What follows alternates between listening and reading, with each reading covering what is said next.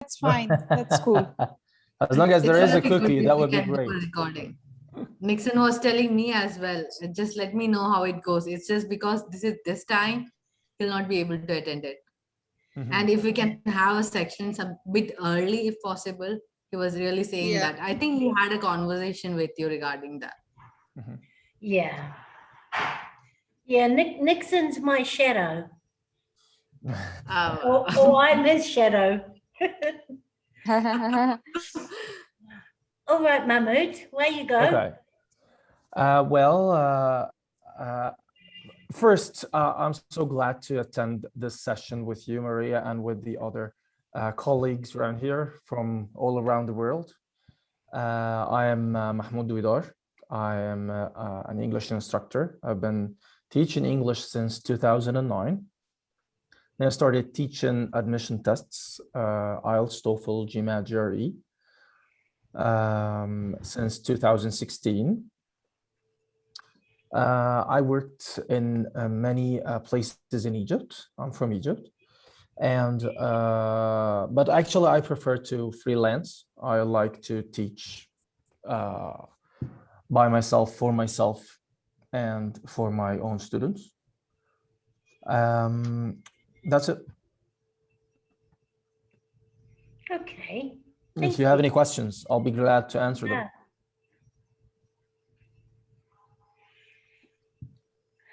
All right, next lady.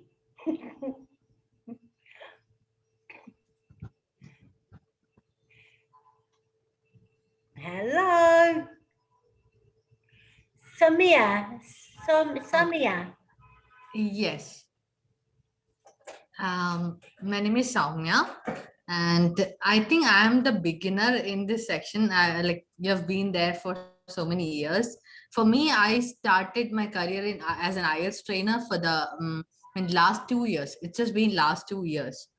I mean, before that, I was into teaching field.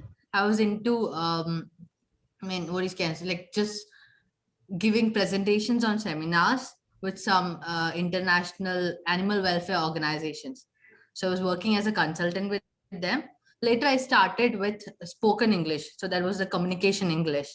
And after a year, I shifted to IELTS. Now I've been teaching IELTS, OET, PT for the last 1.5 years. I mean, I'm sure I'll get a lot of, information knowledge from you all. I'm a beginner over here. But yeah, I'm really loving it. I just love the job. I really enjoy it.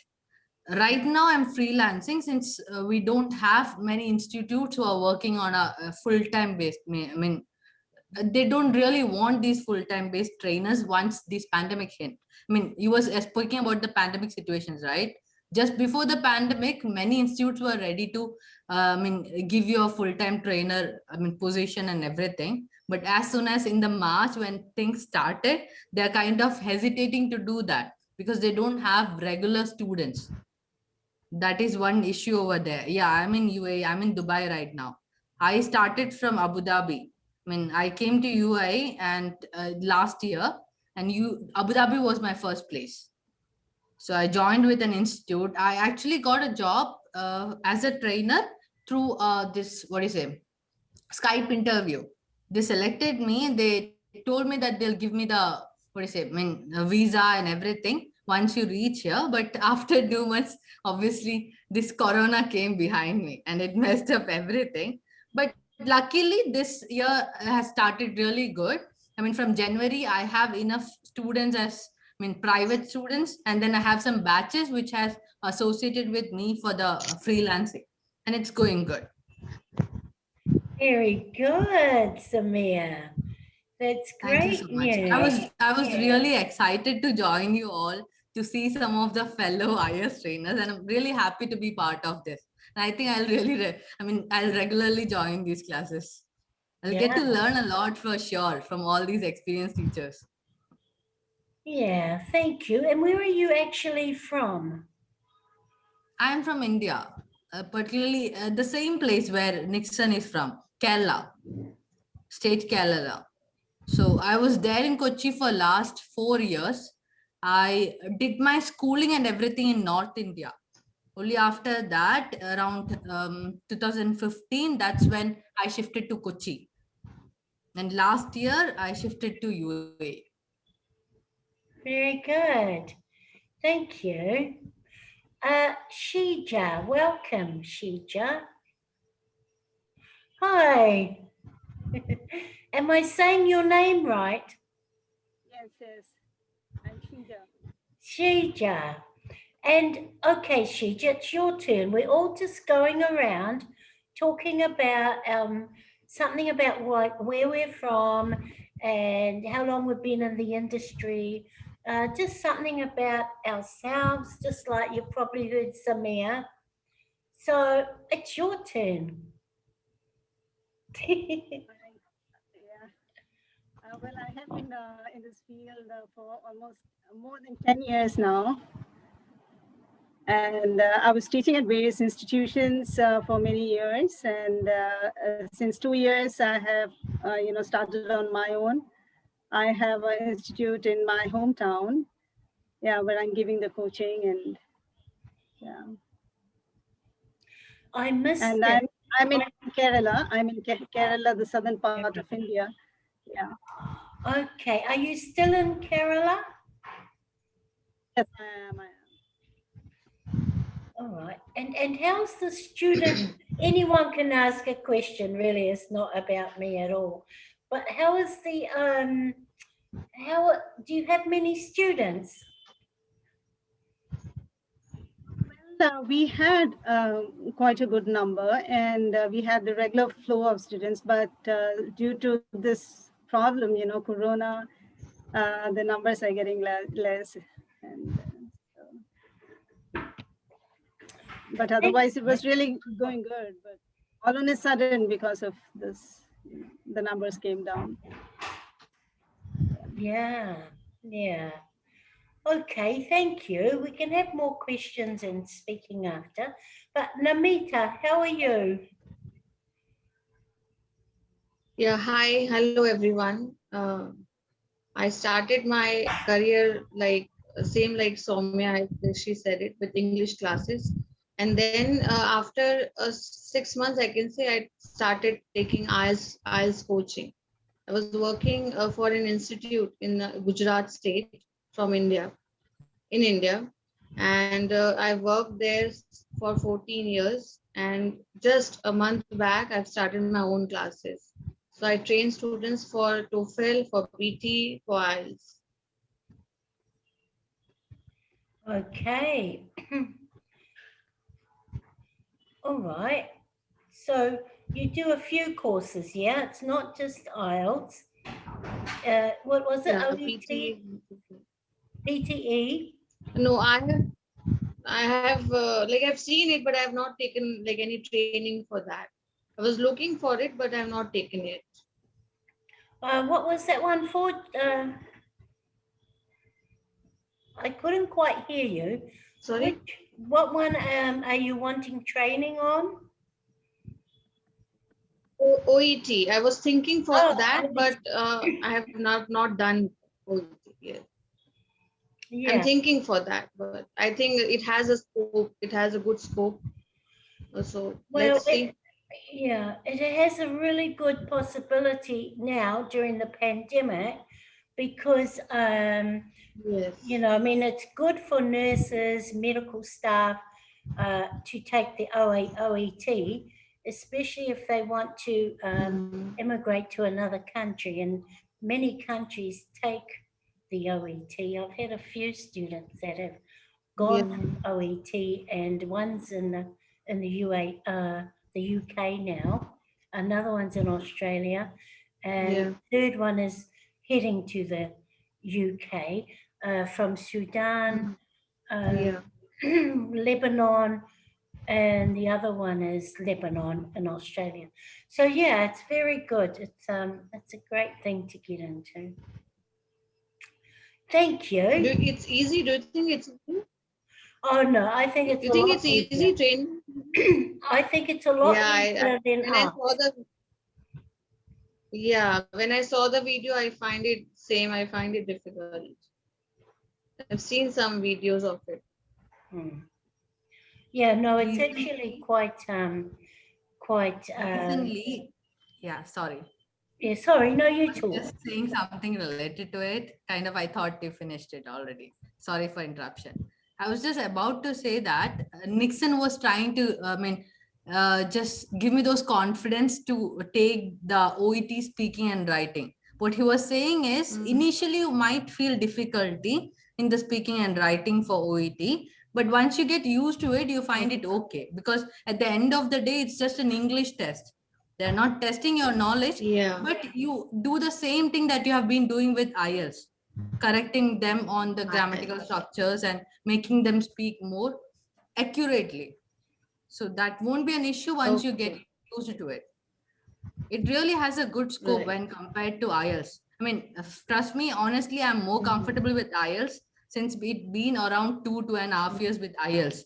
But OET, once you get used to it, Yeah. you'll get more students on that, because there are many nurses who are migrating to UK and all those countries that Maria mentioned.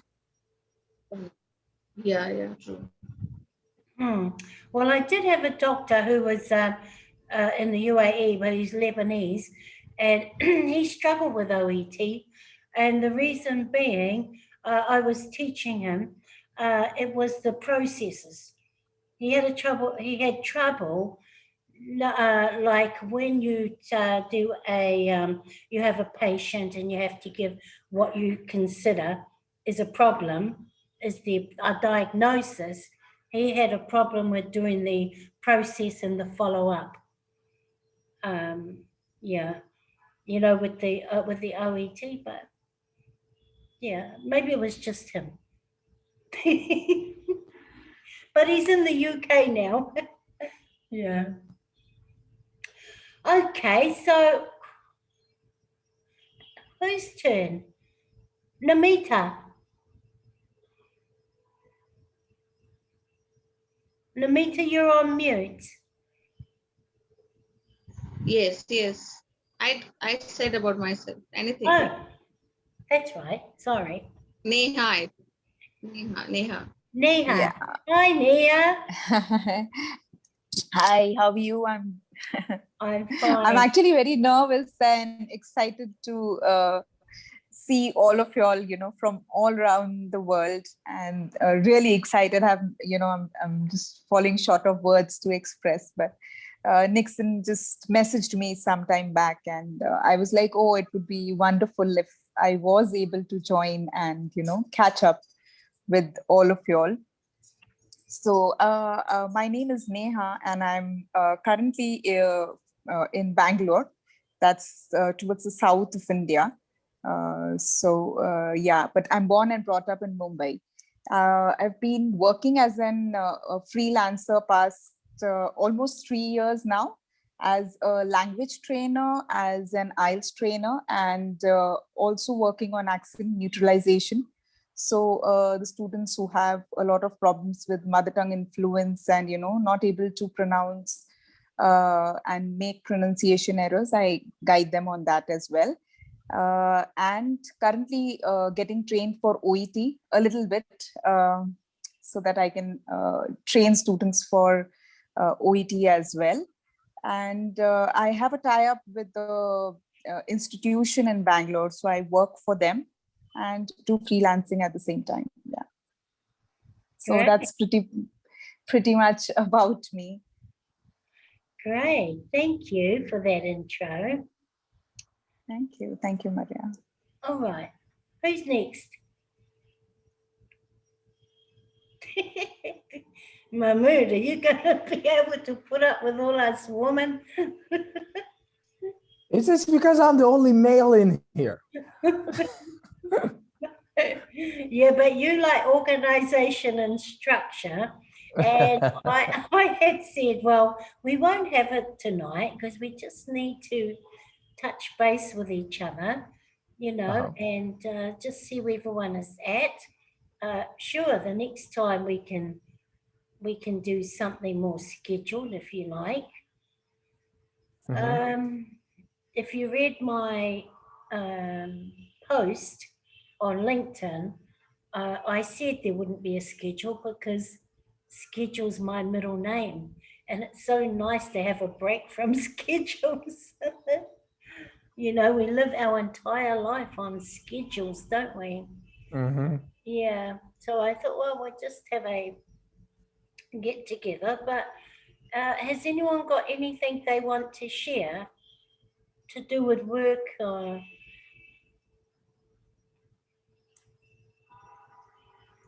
I would say ladies first, like all the ladies first.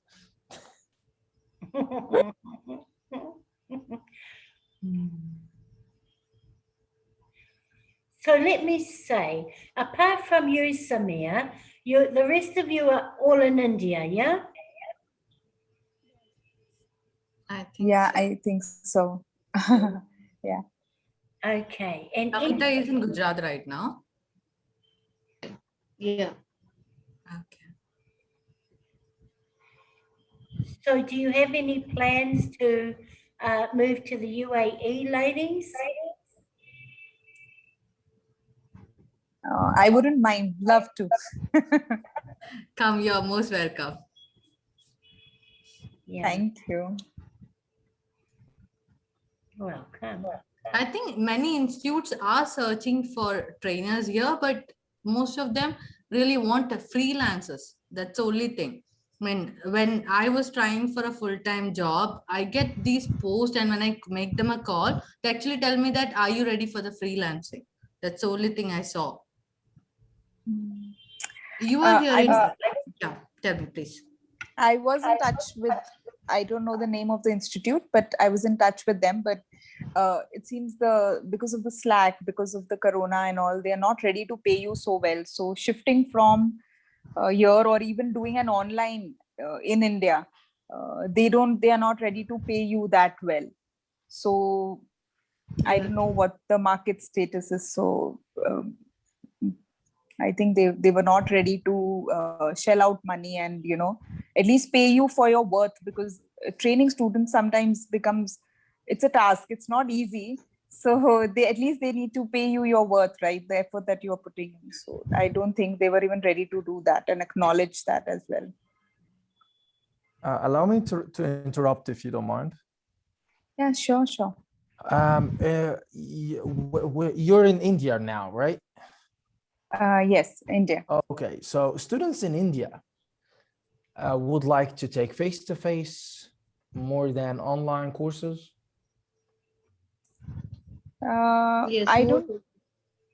don't face to face. No, actually, because of the corona, they could be a few of them, but some of them are quite excited because they don't have to move out, and during their office hours as well, whenever they are they are free, they are ready to catch up for the class. So I it's think more they are. of face-to-face is not asked for as the online for you, I mean. So most of your students ask for online courses.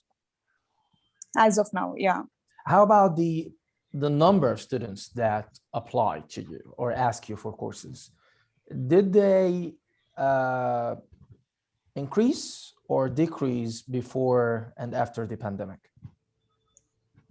I think it decreased because before the pandemic, I was taking a lot of students through my institute. Private are very less currently with me, but more from the institute. So they have reduced after the pandemic, the number of students, as far as Ielts is concerned. But rest of it are still okay, like language training and accent neutralization, both of them. How about you, Somia? In UAE? Yeah, I mean, since last January, things are getting better. What I feel is, I mean, I've started having some extra students. I mean, every now and then I have 1 or 2 students who just enter and ask me for the training, and that's mostly from the reference that I get from. It's just word of mouth. I mean, previous candidates who attended classes from me through the institutes are calling me asking, can I have a session for their friend or their cousin? So it's actually working that way. But just before that, I think around until December, things were pretty bad. I think Ellie's speaking. Hi, Ellie.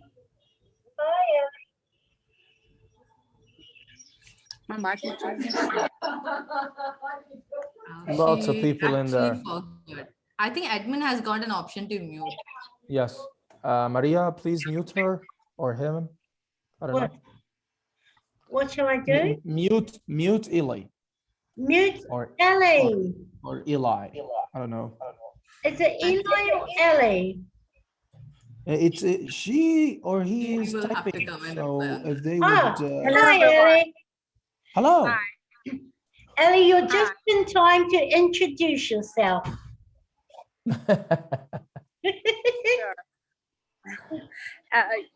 Actually, my name is Elahe, but my nickname is Eli, and you can call me Eli, and from Iran, and I don't know what should I say.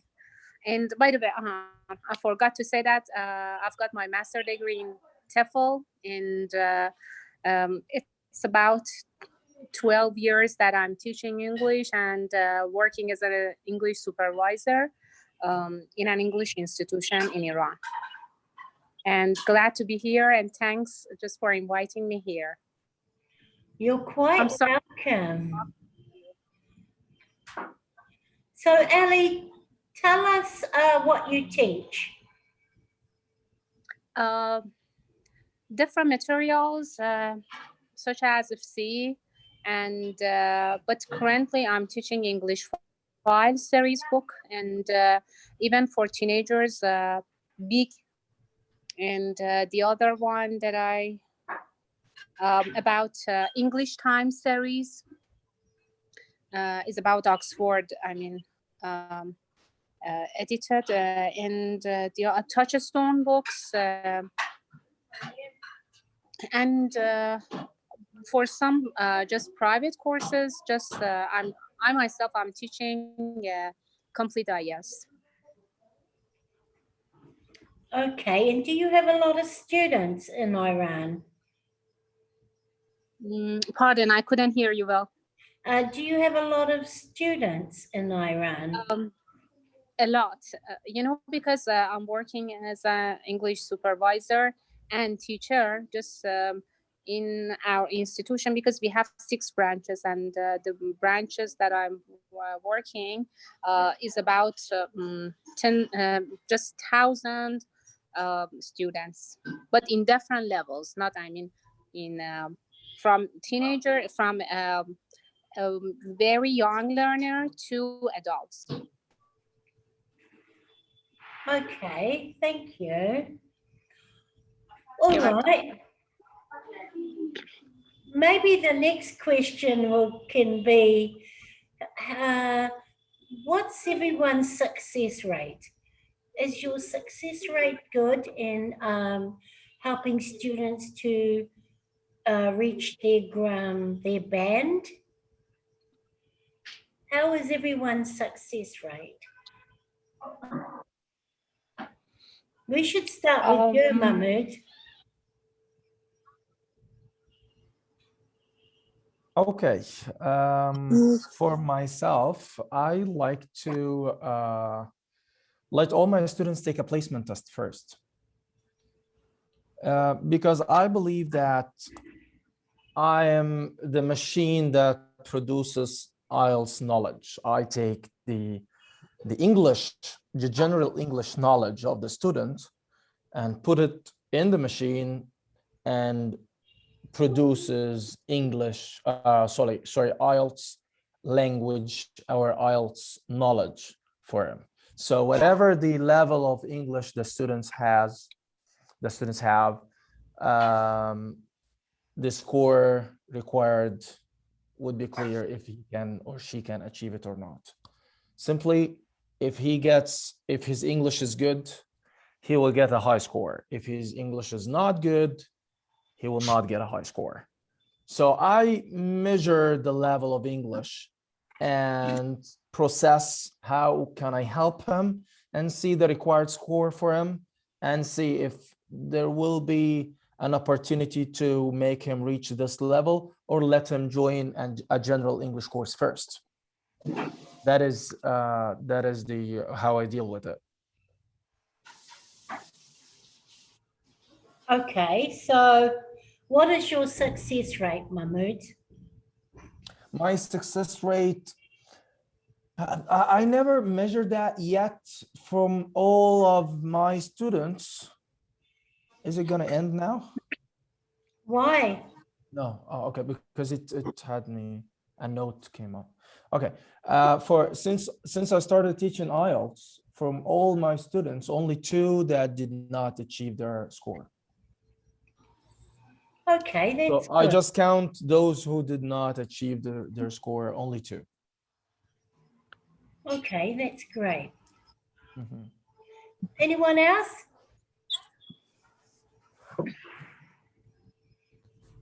Okay, Yeah. Ellie.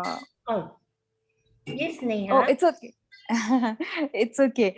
So it's the ratio is like 80 versus 30, 80 being being able to achieve their success rates, because I have been training mostly academic students, and the demand for academic is much more here, I must say, in Bangalore. So they are able to achieve like a 6.5 or a 7, and some students have who have achieved 8 as well, and 8.5, a few of them. But I think that's what they have achieved. And some of them expected a band 9, which is like not so easy. I mean, it's quite a challenge, which I think I haven't achieved. So it's like 80 by 20%, kind of.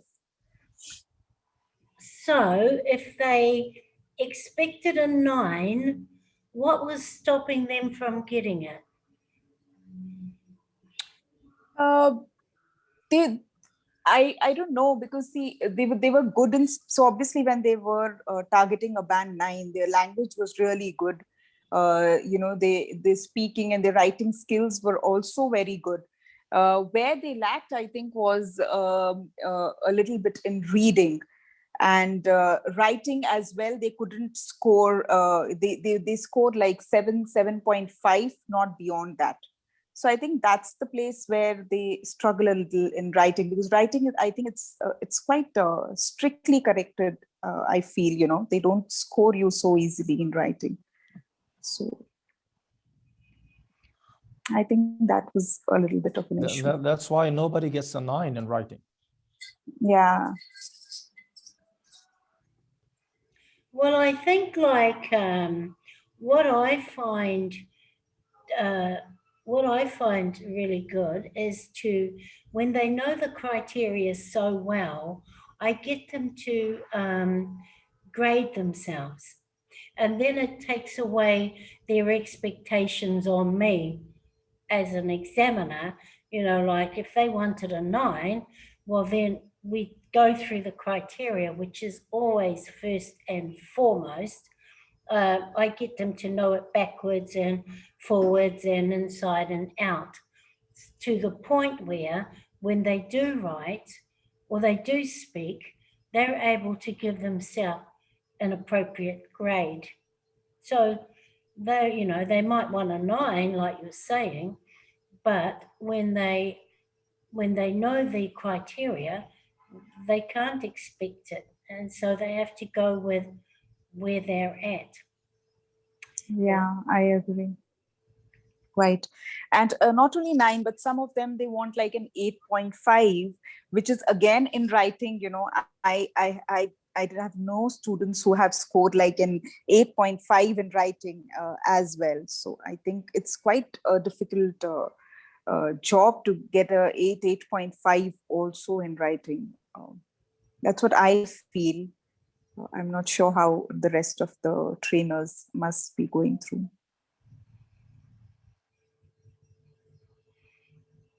Yeah. Yeah, I know what you're saying. Probably 8 is my highest score for students in writing. Because a lot of the criteria points at errors. Like if you get 12 errors, whether it's a comma in the wrong place or it's a comma missing, just simply that. If you add up 12, in a 250 word essay, that's a band 7, okay? 12 errors. After 12, 13, it drops, and then it just keeps dropping. So I think the thing that, like what my main focus is on with writing are the little punctuations. Okay, you focus on the, the spelling, because even if they spell a word wrong, then of course that's counted as 1. If they want a 7, they have to try to complete their writing with only 12 mistakes. So when we go through it, they can see that, oh, oops, oops, oops, like this. So yeah, I mean, I love quantity. When I'm teaching the students, I do everything by quantity because it gives them an idea. Like if I say to them, well, if you want a band 7, you can only have 12 errors. Or if I'm teaching them speaking and I say, if you want a band 8 in speaking for grammar and accuracy, then you have to get 90% of error-free sentences along with 3 complex structures, full range of complex structures. So you outlay it in the beginning. This is what your target is. You want an 8, you have to do this. And it makes them responsible as well for their own learning, and they think, oh, I said, don't come back to me until you can get to the 80% of, to get a band 7 is 80% for speaking. To get a band 8 is 90%. So I give everything to them in percentages so they can understand what is expected, rather than just saying, well, you had this and this wrong, or you had these and these words wrong. It's easier for them to, well, I feel, and it's worked, for them to understand, because Ielts is all about quantity. Everything is about quantity. When they have to write, like, what do they start with? Quantity. Some people say, or a majority of people, everything is about quantity, even in the writing. So you have to get them to understand quantity. And I know many trainers, like when they might get a topic, some people say that in the near future, computers will be replaced, teachers will be replaced by teachers. Now, when you get them to paraphrase, underline the key topics and make little synonyms, like make a synonym list in order to paraphrase, they leave some out. I said, why did you leave some out? That's the most important word.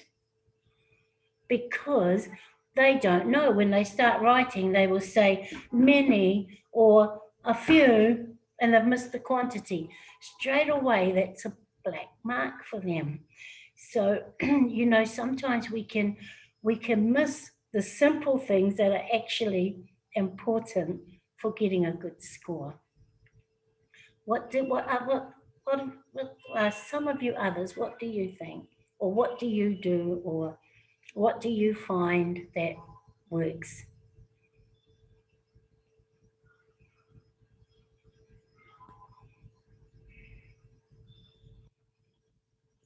Should I go? Yeah, go. Okay.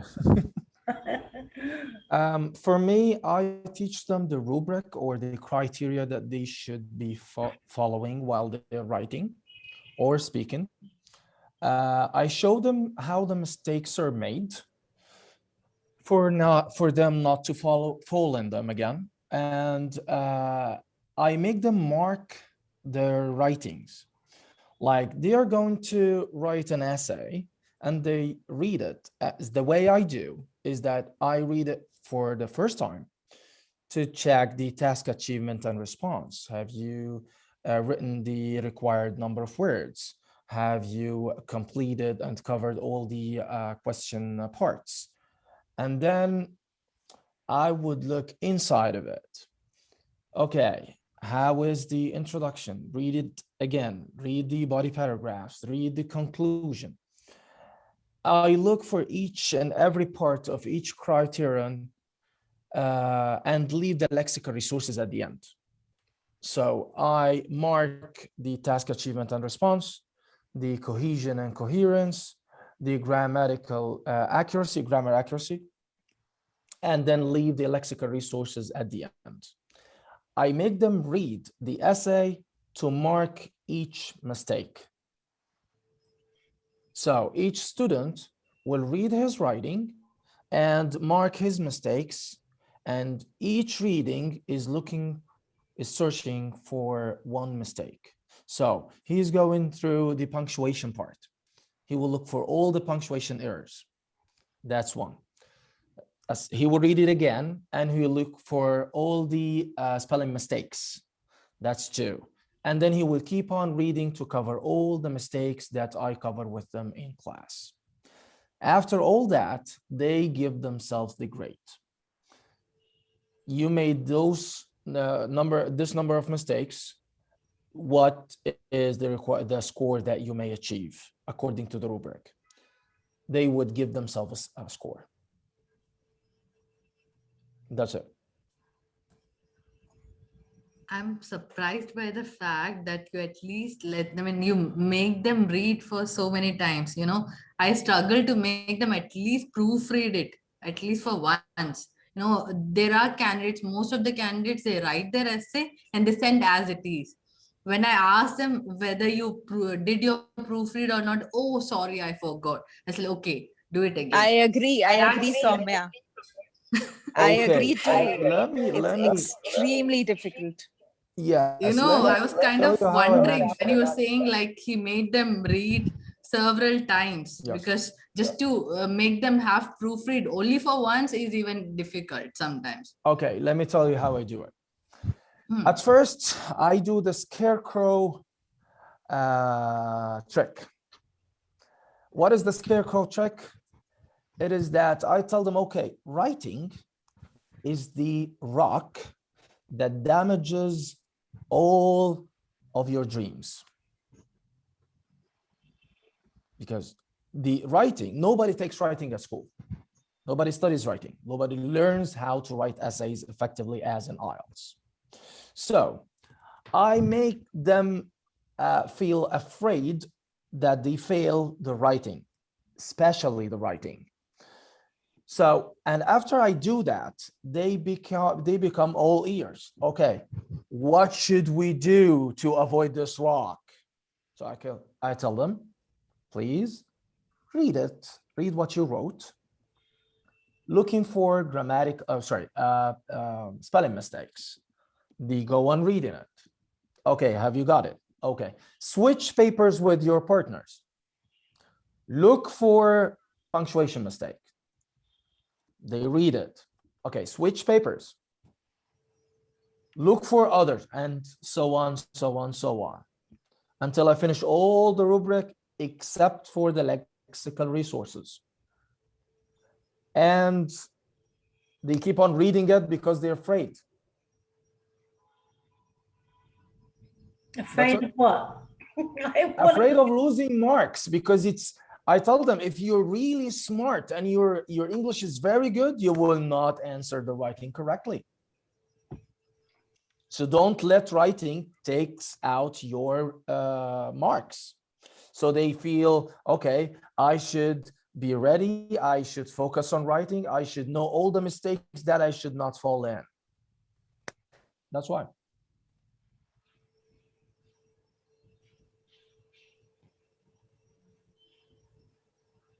You sound like a tough teacher. Yes, in IELTS, I'm really, especially in writing.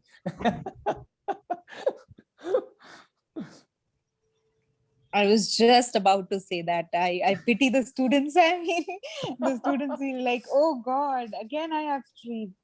Yeah, but that's I just like to let them face the truth, reality. Writing is the most difficult part for anyone.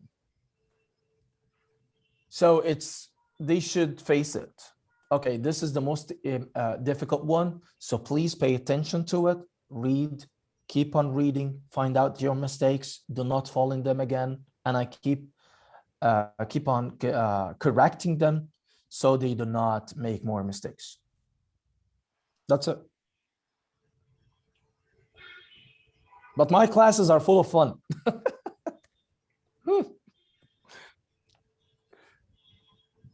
Okay, anyone else? Ali, shall I read out your question?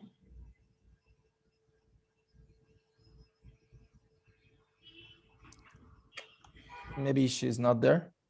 No, she is Ali, there. Yeah, Ali. yeah, no, I'm here. Just may I know about, I mean, in details, what do you mean by by criteria? What do you mean exactly? Well, apart from reading and listening, that takes practice. Okay, and there are certain techniques that you need to know in order to go through the to get through the 40 points for both of them. However, for speaking and writing, the criteria is very important, exactly what Mahmood said. Speaking, I focus a lot on because that's the easiest. Okay, and if they're not individual and it's one combined score, then of course they can boost their score through getting a high speaking mark. Now, the criteria for speaking as well as writing, that's the key.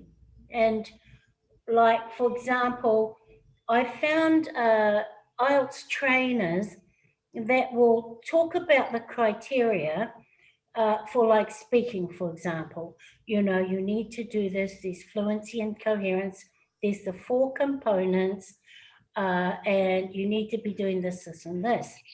But students need to have it broken down even further. Everything has to be bite-sized, little bite-sized chunks for them to get their head around and move on to the next bite.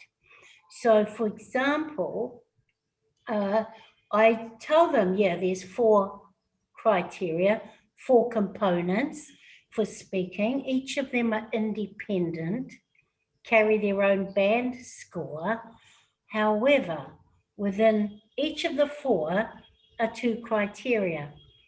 And within those 2 criteria, like for example, fluency and coherence, I tell them that the first criteria is the ability to speak fluently and flexibly with understanding, but I'm saying it at a band 7 level. I could go down, but I always do it as a band 7, with understanding without repetition or minimum repetition. The second criteria is for them to use a range of connectives and discourse markers. So I'll focus on that one part of the criteria until they fully understand. So, like for example, discourse markers, I tell them their purpose, why they're there, and why you need to be including them and using different discourse markers. Don't repeat any.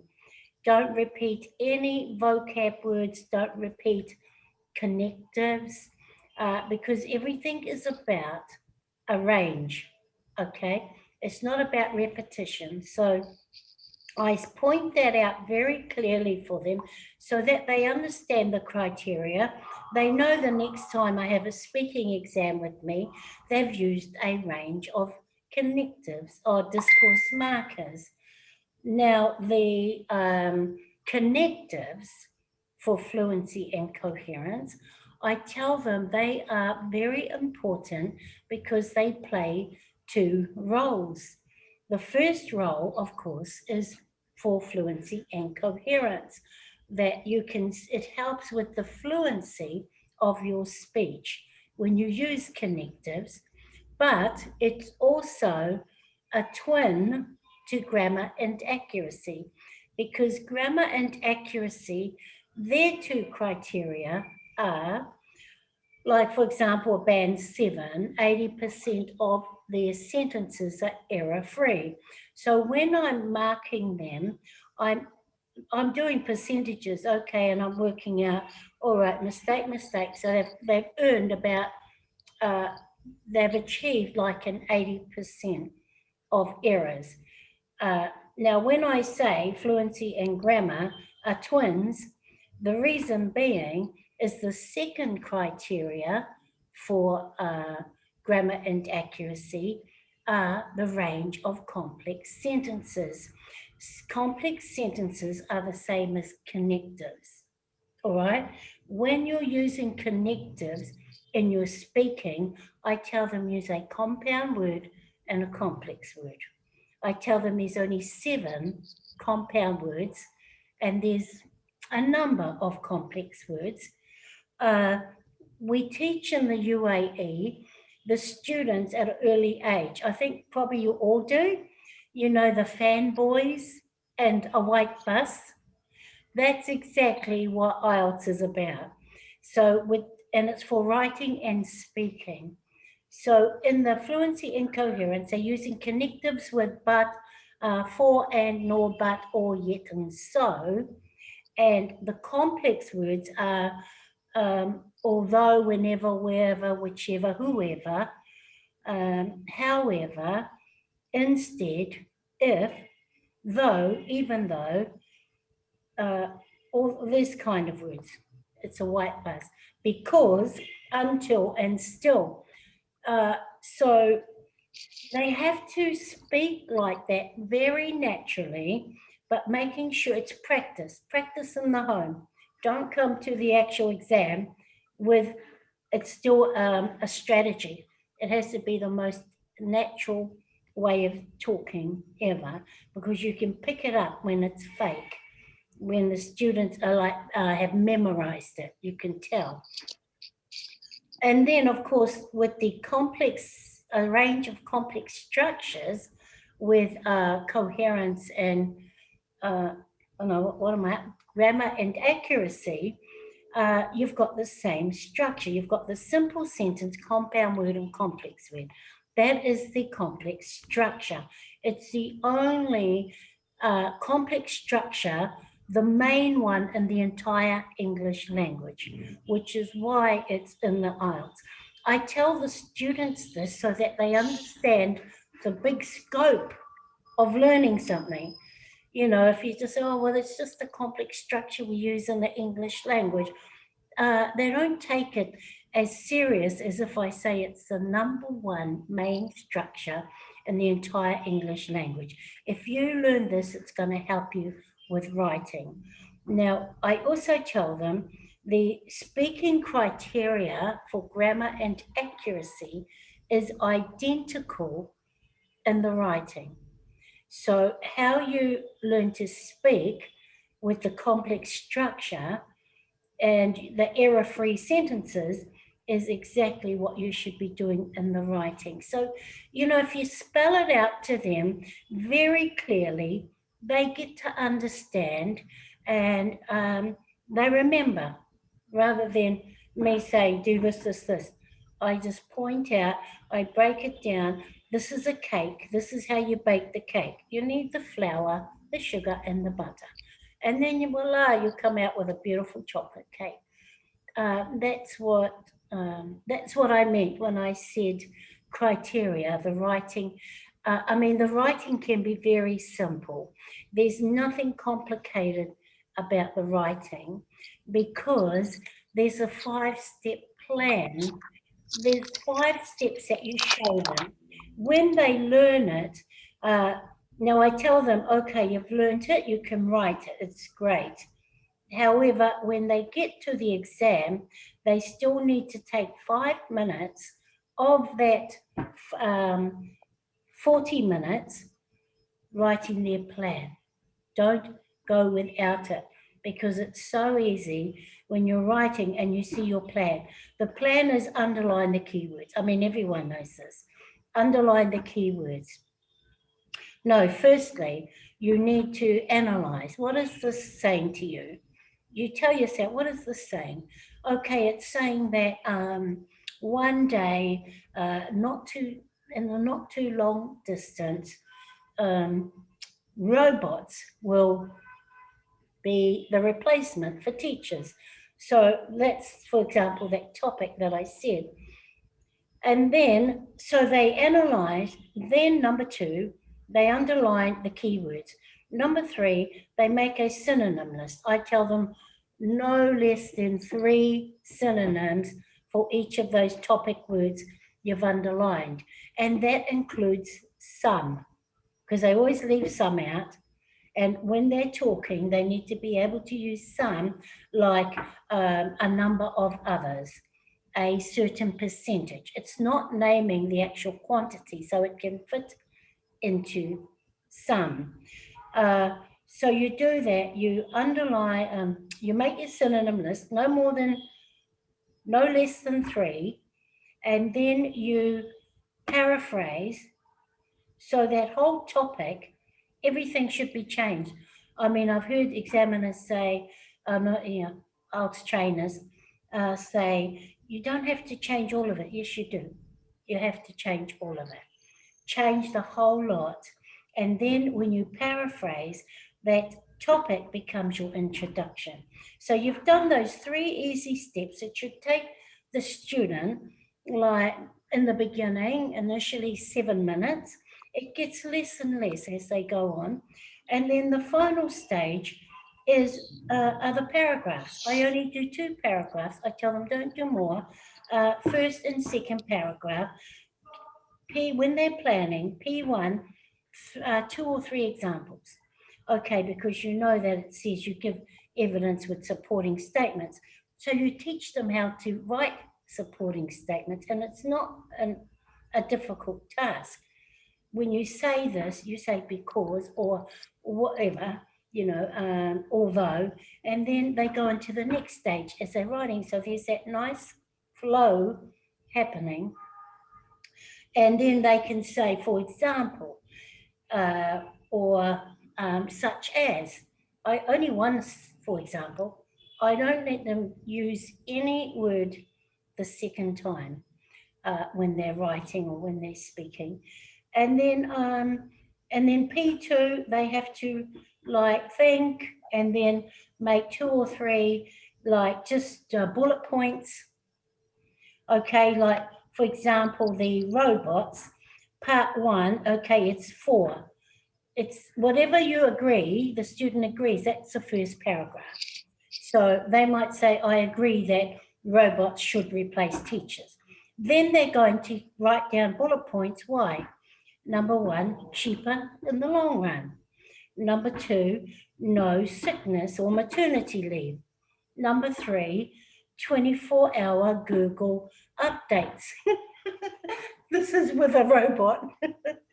But then you have P2 of those that don't like that idea, and they might just make a bullet point, can't recognize a child's sadness. So they might write in the first one, however, a child is likely to come into the classroom sad, upset, his parents have just got separated, and we cannot expect the machine, even computer, robot, AI, bot, they all have to be different words. They can't use the same word. But the bot cannot recognize this, which is why there's more value in a teacher. And then the second reason and the third reason. And then your intro, your conclusion is just the same as your intro, but a slightly smaller. You don't have to, you can say what your side is, or you don't have to. But it's actually, when we do it like this and you show the students, it's actually not too difficult for them to be able to write a band 7. As long as they know and everything's small, bite-sized. Yeah.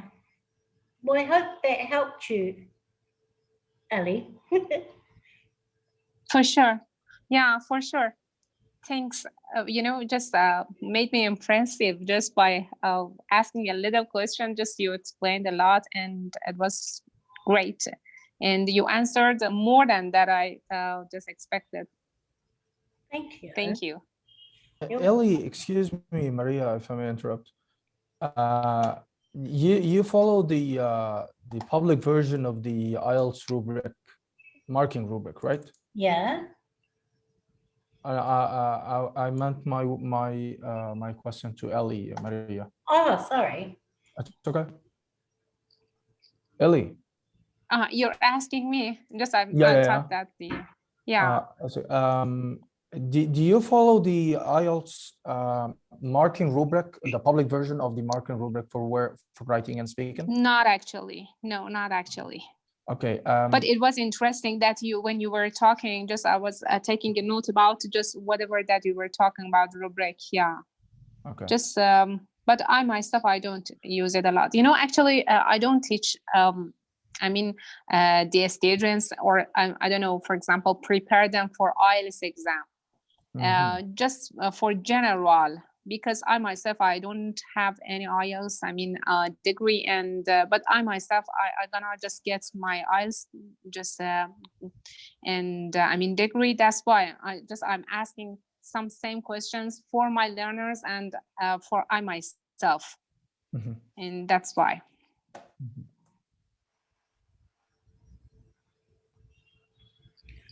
Ladies, any questions or anything you want to share?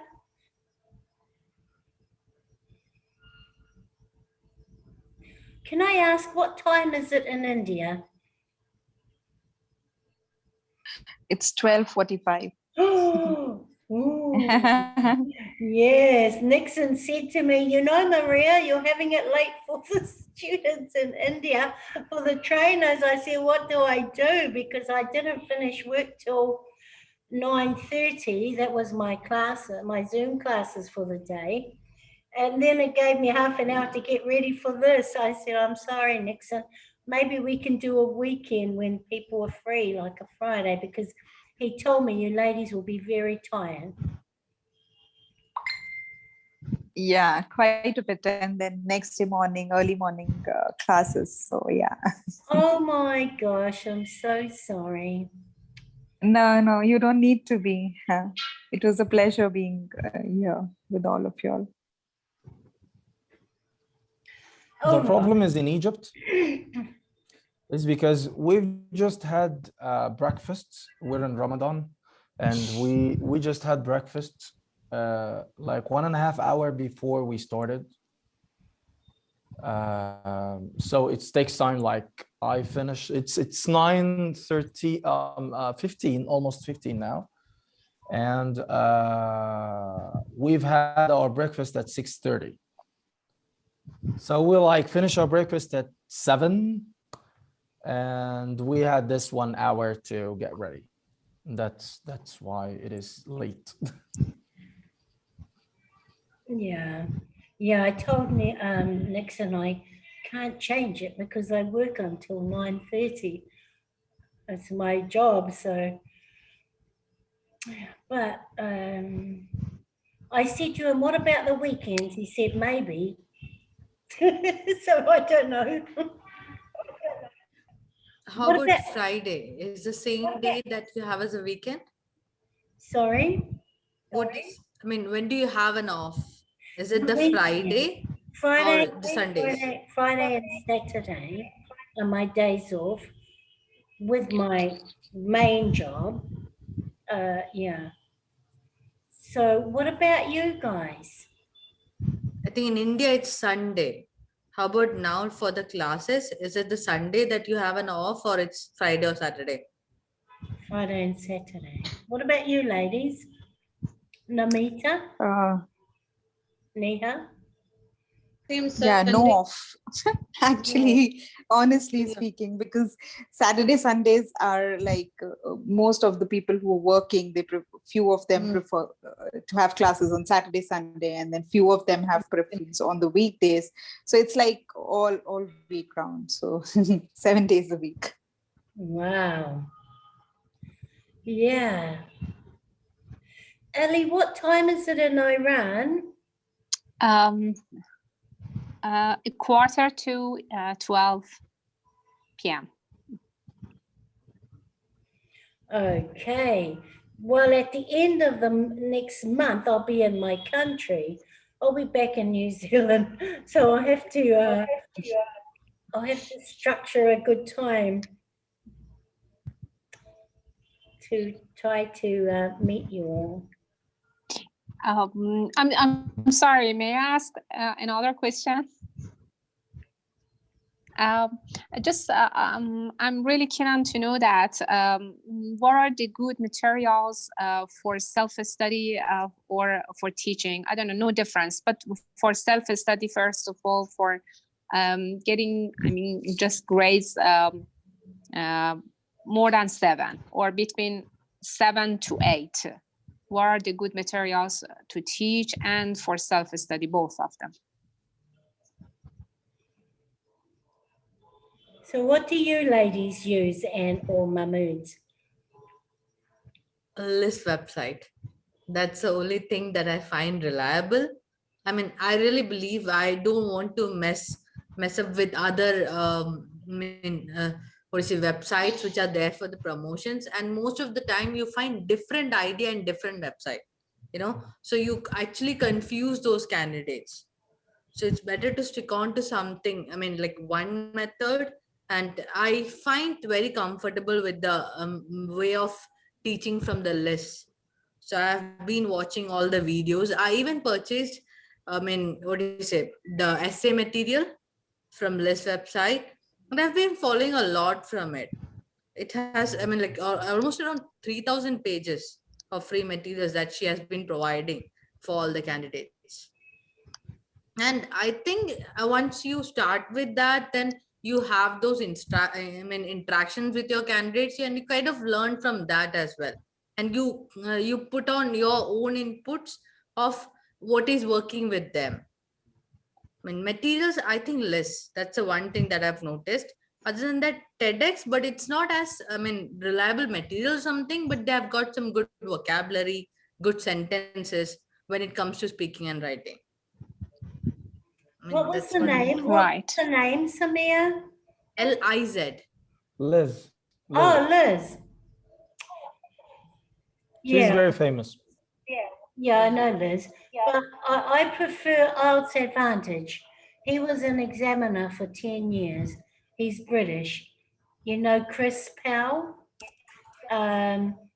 He, Mhm. Yeah, he's the, he's a nice I mean, I examiner. like Liz. She's got some good material, but I would always go for Chris He Powell. works with IDP. Yeah. Would you please again spell the name? I'll write it. I'll write his, I don't know if he does now because he's got his own website. When you go private, you can't be an arts examiner, Mahmood. So I don't know if he's actually with IDP because he's got his own business. No, I understand, but yet they consult him in IDP, I Oh, believe yeah. so. Yeah, for Uh-huh. sure. Is that the IELTS podcast? That He he does owns? have podcasts as well. Yes, he has podcasts. Yes. His website, he actually, students write into him, they pay him. Thanks an ocean. Well, that's new for me. Thanks an ocean. Thank you. So he actually marks students' writing, and he charges a bit. But I've had students that come to me after he's marked it, and I change it, and it helps them.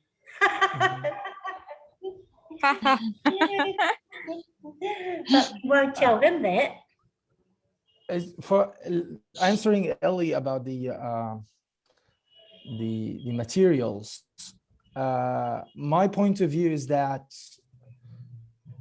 you have to choose or compile the material that you feel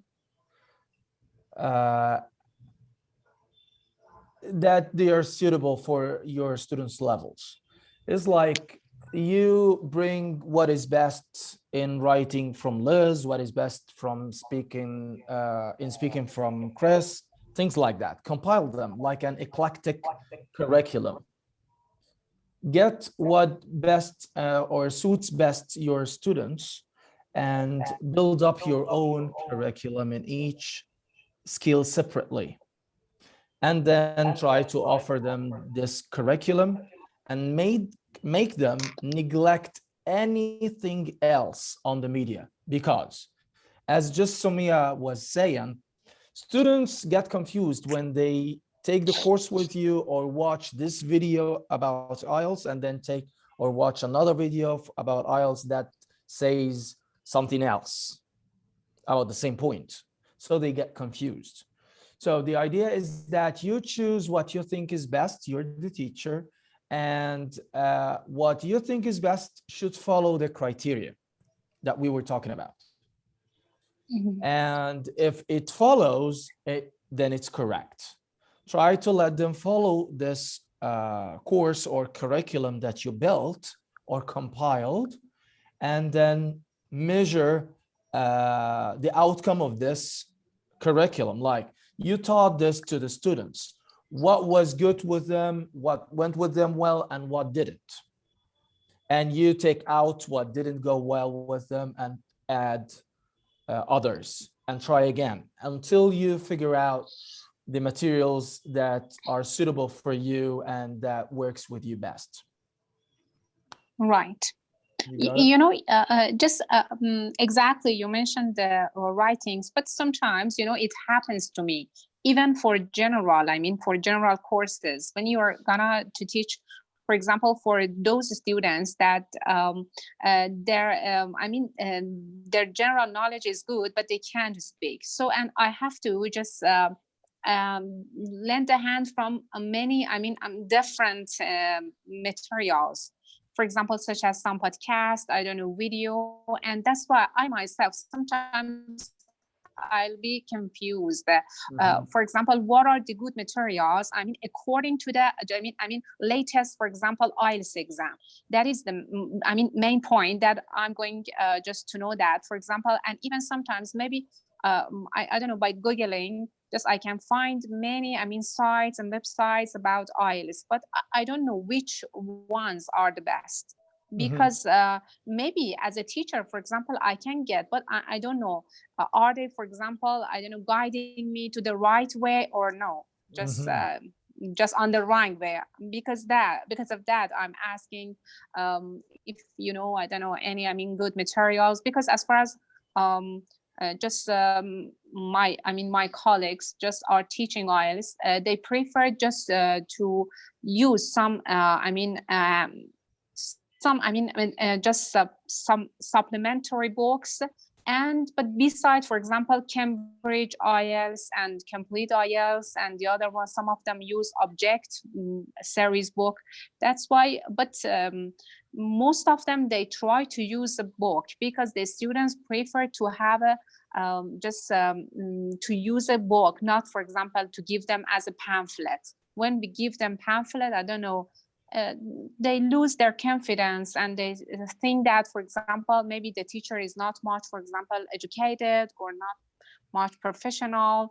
That's why they prefer, I don't know, first of all, give them some, for example, materials, and then little by little, for example, as a teacher, I can add my pamphlet or other, for example, materials that help them. The other one, the same as you mentioned. I understand the point that you want us to get. It's that I had the same problem, and what I did was that I compiled all the pamphlets that I felt useful and made my own book. Yeah, but it takes a lot of time, Yeah, I know. It takes a lot of time. It's been a long time. Yes, I stayed for 1 year just focusing on building my own curriculum, 1 whole year, without teaching. I know what you mean. And I made this book that I made it like an IELTS exercise book. and it has the important vocabulary, the important exercises, the homework. When I give them homework, I'll tell them, okay, the homework today is page so and so. So they have the book, and I use my own material that explains the 4 skills. So I made up some material that explains writing and speaking. If Maria can allow me to share screen, I may show you something. Yeah. Let me stop my That would be screen. great. I mean, maybe it's better.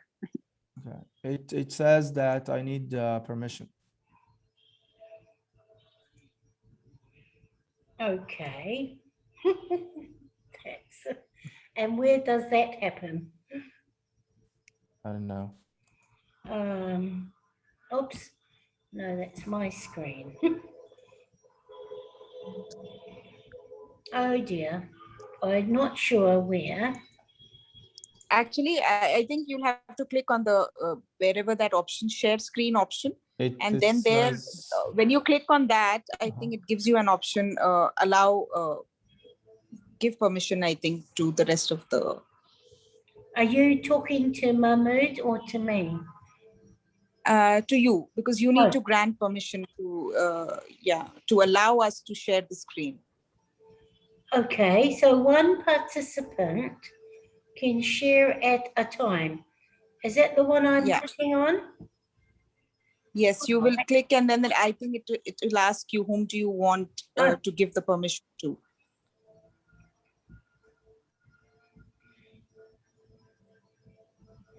All right, all. Okay.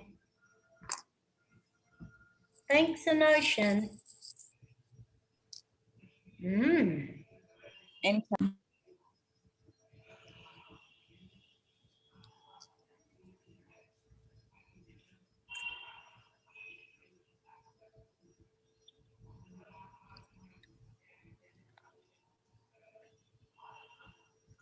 can you see it? Yeah, we can. Yes. Okay, cool. So I introduce the test each and every time for all my presentations. And this is for writing test 2. Academic and general, I present both of them. But for writing test 2, it is the same for both academic and general.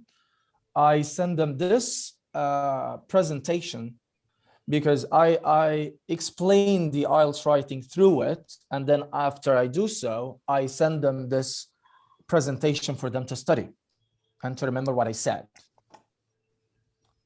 It has things to take care of, all the criteria that they will be asked for. So I make them read the essay for each part of this. So in here, they read it for 3 times, 4, 5 times, 6, 7, 8 times. Just to correct themselves in one essay. And then I introduce the format. They have one-to-one format, 1-3-1 format for the essays, introduction, paragraph 1, paragraph 2, conclusion, and introduction, body paragraph 1, 2, and 3, then conclusion. After that, I made this part for the introduction explanation. I explain how they make their introduction. They should paraphrase the question heading, then outline the pillars, the main points that they will discuss, and mention the thesis if asked for your opinion. Paragraph 1, what it has, and paragraph 2, according to the question type for the IELTS. Paragraph 3, if asked for your opinion. And then the last paragraph, the conclusion, rephrase the intro, and the thesis, prediction, add prediction, recommendation, or advice. And for the part of examples in each body paragraph, I made a slide for how the example should be introduced. So you should introduce the example mention the example, and explain how the example works with the paragraph or the idea you're discussing in the paragraph. The types of essays, task 2 essay types, and then I move on to the essay types, starting to mention like problem solution essay or reason solution essay. Problem solution essay, so you discuss introduction, then body paragraph 1 is the problems, body paragraph 2 is the solutions, and the conclusion.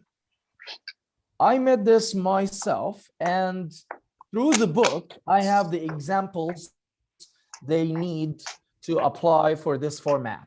So they see the format in front of them. I ask them to open the books, which has the pamphlets that I compiled, and then they would apply what's in the book with what's on the screen. Agree, disagree, to what extent, and so on till the end of the writing. That is for task 2.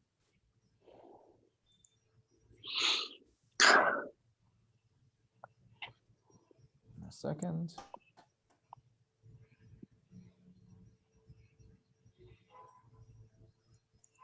I made another one for the punctuation, and it has all what you discussed today, Maria, because the comma is the most important one, as the semicolon as well, but the comma is the most important one. So they will have to deal with the commas in front of them through the fanboys in here. That is for the punctuation part. When should they use the punctuation? After introductory statement. Separate items in series, and so on. Parenthetical, non-restrictive or restrictive clauses. In the subordinate conjunction, if we started with it, we should put a comma inside for complex sentences.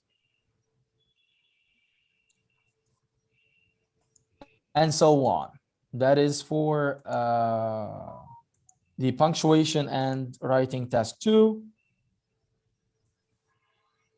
For writing task 1, I have one for the general module and the academic module.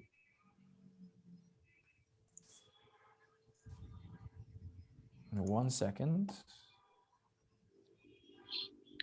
Yes. Can you see it now? Not yet, but thanks for sharing anyway. You're more than welcome.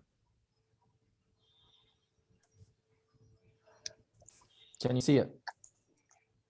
Yeah, I myself, yes. Okay. So this is how I introduce the task 1. Show them the graphs, how they look like. The 3 parts of task 1, introduction, overview, and details, what they should have inside. And then I give them some tips.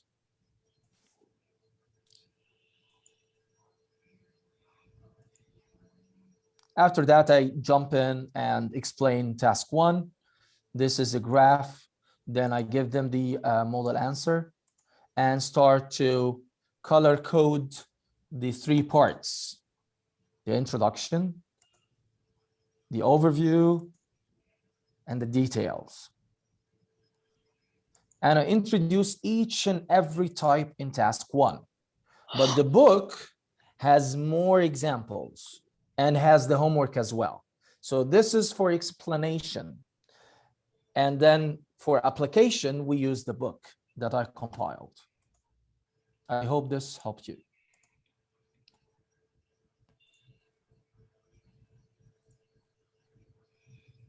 Great, Mahmood. Thank you for that. Thank you. Thank you, ma'am. Thanks a lot. Well, Namita, you've been very quiet. Are you okay? Yeah, I'm okay. Okay, what about you, Neha? You've been very quiet as well. No, I was quietly listening to Mahmood, just seeing the way he's organized and, getting inspired. Yeah, it's very good. It was great. All right. Well, ladies, we can call it a night, yeah? Yes. Yeah. Yes. But it's been so nice meeting you all. I hope we can do it again, and I don't know, whatever you think. We can have another one. There were a few others that were coming. I don't know what happened to them, but it's okay. We can have what Mahmood just did, be more scheduled, be more structured, I should say. And if you want to see some types of formats like what he's done, or actually what all of you are using, that would be really great. Would you like that? Yeah, it's all like Sure, it's okay with me. materials to help each other. I mean, I'd love to see what you're using, Samir and Namita and Neha and Ali. Sure. That would be Yes, yes, great. sure. Definitely. That Yes. will be If you don't brilliant. mind, I believe that if we made a WhatsApp group for sharing material, that would be great, right? Yes, it would really Yeah. help each one of us, and we could. Send me your numbers, please, in the chat box, and I will build one right now. Now, Namita and Samir and Neha, Yes. were we in the same WhatsApp group from a few years ago? I'm just curious. There was a group going, Can you just repeat the question? wasn't you? Maybe it was Neha. Yes. Yeah, I was. Yeah, I was a part of the group. Yeah, is it still going? No, I think Nixon just, said that we will discontinue the group. Oh, so that's probably where I met Nixon. Yeah. And Devinder. I invited Devinder as well, but he didn't, he couldn't make it. Okay, ladies, well, when Mahmood's got all you guys WhatsApp, I just need the I just need the country codes, yes, and names beside the number, please. So. Oh yeah, sorry about that. No, it's okay. I kind of 9-1. and it would Okay. be really good to share resources, yeah? Yep.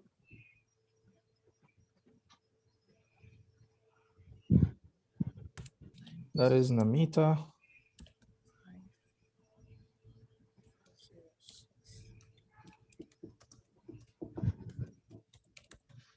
Yeah, here it is.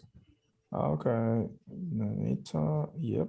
So then Samia. Wait, let me take them like one by one. That is Sumia. You wrote it, yes, with the country code 00901. Okay, so when do you guys feel like you want to have another time? And we can have it more structured, like anything you want to, well, anyway, I'll send out a message. You're all on LinkedIn, aren't you? Are you all on LinkedIn? Not yet. Who said that? Not yet. To be honest, I Neha. am there. So Neha, But I'm planning to. how did you know about this then? Because I put it on LinkedIn. Nixon told me about it, so I've joined through Nixon.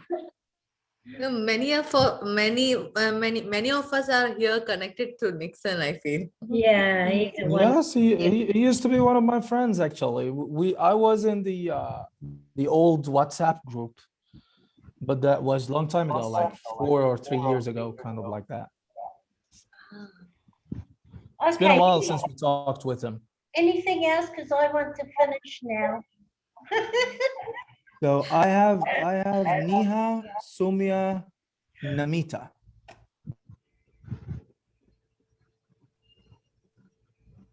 Believe it or not, I still have another Zoom after you. Yeah. So yeah, I need your number as well. Yeah, I have your number. Sorry. Wait, let me add that. I think we should call it a day. Yeah. Yeah, we It's- will. Because yeah, Yeah, it's already- now we're not. Our brains are not working now. Thank you so much, ladies. Thank you, Namita. Thank you. Thank you. Thank Ellie, you. Thank you so Nika, much. Okay. Samir, I will build up the group and send you. Thank you, everyone. Okay. Yeah, sure. We Thank can you, even Mahmood. discuss on the Thanks a lot. next dates and everything Yes. on that group. It'll be wonderful. Yeah. Okay. Thanks a lot for all the inputs. It was really great having you all and learning so much. Thank you so much. Thank you. Same here. so Thanks a much. lot. Thank See you, you soon. Thank guys. you. Bye. Thank you. Bye. Have a Bye-bye. great just time. Thank you, Ellie. Thank you. A nice job. And really just pleased to meet you here and even the other friends. And it was fruitful to me. And I hope that I can enjoy, enjoying, I mean, to other, I mean, just gathering in here again. I mean, so soon. Illy, you haven't posted your number yet, right? No, I posted it. I posted it. I wrote my name, Ellie. Illy, I didn't Yeah. get that. You sure you send it to just- like everyone or you send it to someone? No. I sent it to Maria. Let me Uh-huh. to just send it again. Yeah, I'm sorry. It's okay. Okay. Yep. Okay, cool. All right. Well, to do that, I'm going to click off.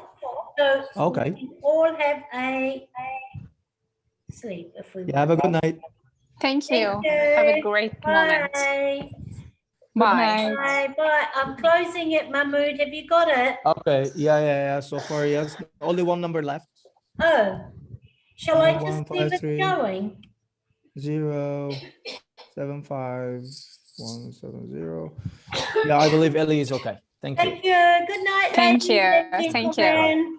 Nice job. Thank Bye. you. Have a good Bye. time.